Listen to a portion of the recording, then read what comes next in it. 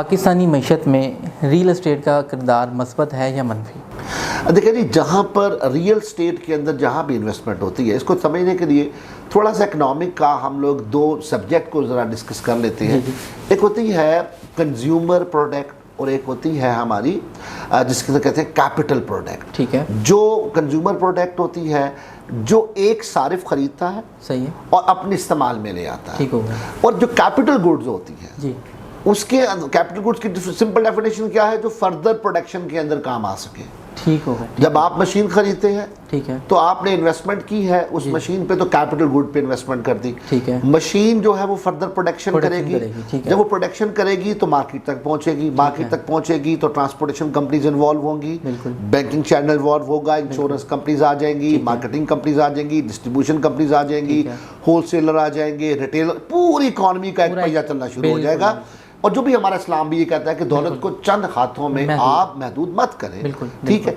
दूसरी तरफ हम देखते हैं कंज्यूमर गुड्स। कंज्यूमर गुड का मतलब क्या हुआ कि एक बंदा अपने लिए चीज खरीद के लाया, अब इसका इकोनॉमी को कोई फायदा नहीं है। ठीक है। अब दुनिया की बड़ी बड़ी इकोनॉमी में नजर दौड़ाते हैं, जैसे आजकल से ग्रोइंग इकोनॉमी कह रहे हैं, तो इंडिया की इकोनॉमी बड़ी ग्रोइंग इकोनॉमी है। वहां पे क्या करती है हुकूमतें? मोटिवेट करती हैं लोगों को कि आप कैपिटल गुड्स के ऊपर इन्वेस्टमेंट करें। ठीक है, आप प्रोडक्शन लगाएं, आप प्रोडक्शन करें आप, या फॉर एग्जांपल मैंने घर के लिए ग्राइंडर लेकर आया हूं जिससे मिल्क शेक बन सकता है। ठीक है।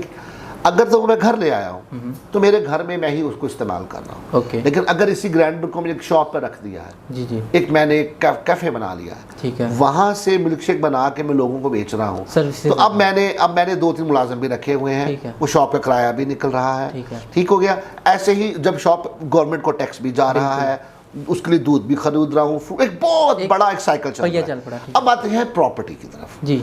अब प्रॉपर्टी में क्या है? लोगों को नजर आया आसानी से पैसा किस तरह कमाया जा सकता है। लोगों ने क्या किया? एक प्लॉट खरीदा डिफेंस के अंदर, 20 करोड़ रुपए का कमर्शियल प्लॉट, 4 मरले का, 25 करोड़ रुपए का। ठीक है। अब ये प्लॉट का जो 25 करोड़ है, पहली बात तो ये कि जो 25 करोड़ जो पेमेंट होनी है, ये बैंकिंग चैनल से होनी ही नहीं है। अच्छा। ये लोगों ने कैश पे काम करना है। ठीक है। ये कैश पे काम क्यों करना है? क्योंकि ब्लैक मनी है। ओके। ठीक है।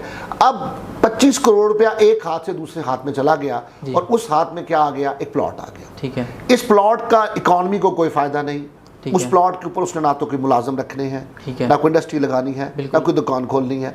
उसने 2 सालों के बाद ये 25 करोड़ का प्लॉट 28 करोड़ का बेचना है, एक और ब्लैक मार्केट के अंदर, एक और ब्लैक मनी के ऊपर, कैश पर वो प्लॉट उसने उनके हवाले करना है, और पैसे अपने लेने हैं, और अपने ही पैसों को फिर उसने डॉलर्स में कन्वर्ट करवाना है, हुंडी के जरिए, बैंकिंग चैनल से नहीं।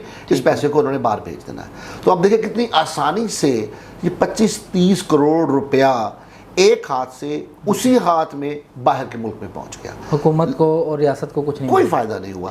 अगर ये 25 करोड़ रुपया, ये 30 करोड़ रुपए की एक फैक्ट्री लगी होती, इस फैक्ट्री के अंदर कम अज कम जिस फैक्ट्री में 30 करोड़ की इन्वेस्टमेंट हो, वहां पे 200 से 250 लोगों को जॉब मिल जाती है। उसके साथ कितनी इंडस्ट्रीज और चलेंगी? वो बैंकिंग है, ट्रांसपोर्टेशन है, मार्केटिंग है।